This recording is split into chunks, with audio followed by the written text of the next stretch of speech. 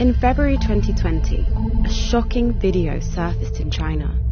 Off camera, someone is giving African children sentences to repeat.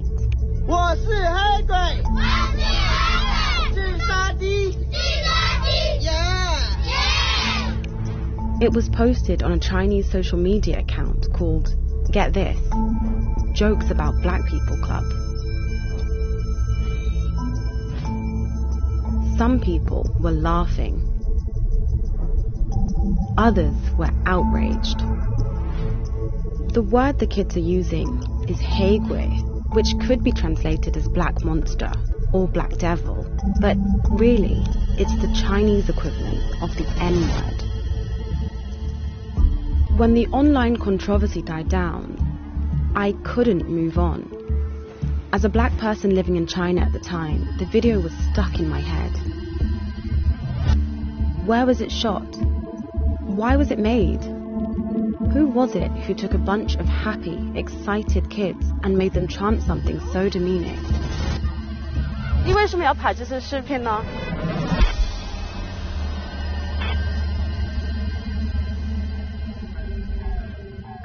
In China, it's become a thing to send personalized greeting videos on social media and messaging apps. Happy birthday. Congrats on your wedding. These videos typically sell for anything between $10 and $70. For some weird reason, videos featuring Africans have become especially popular. Lots of them show young kids standing around a blackboard, shouting greetings in Chinese. The content can be innocent enough, but some of them are, well,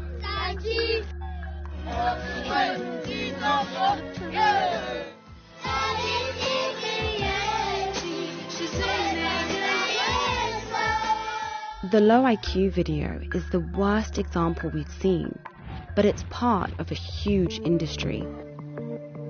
Our first challenge was to figure out where this was filmed. By scanning hundreds of similar videos for clues, we managed to pin the low IQ video to a country, Malawi, and even to a village, Njewa, just outside the capital, Lilongwe. Armed with this information, Malawian journalist Henry Mahango set off for the village. Sure enough, he found a Chinese man making videos with kids. The locals called him Susu. He was paying the kids about $50 a day to perform, including on days when they were supposed to be in school. While Henry was investigating on the ground, I was still following the clues online. We found 2 social media accounts that were regularly posting videos from the same village featuring the same man. On one of them, we found a photo of an ID card indicating that the man's real name was Lu Ke. Shushu, which means uncle in Chinese, was just a nickname that Lu Ke used with the kids. Uncle and Susu.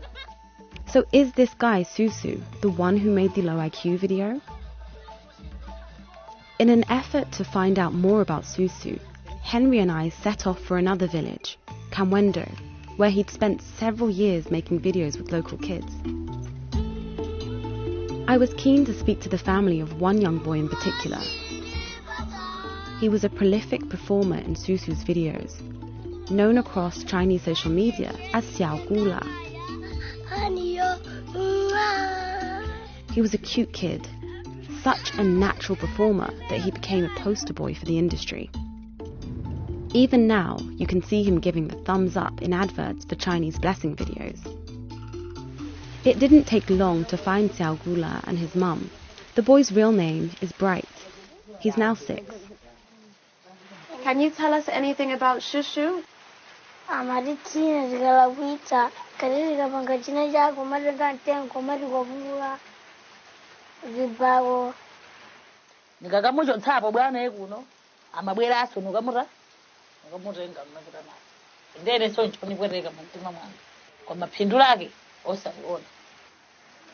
I was upset by Susu's treatment of Bright, but not surprised.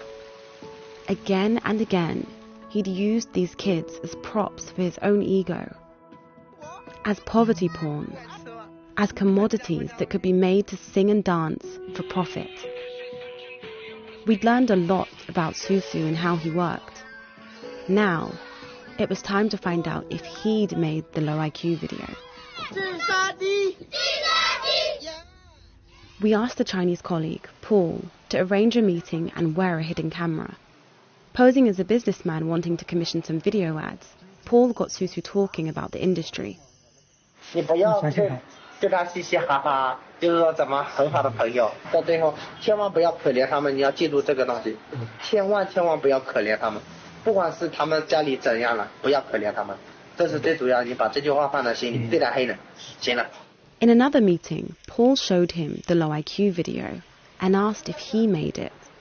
有这个，这是我的，这个是你的。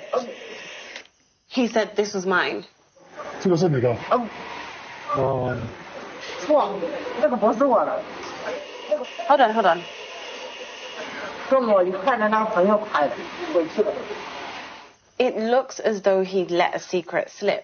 这个我建议你删掉，因为现在在。它是群里面。我知道，我建议你手机不要留这个东西，不要给黑人看到这个东西。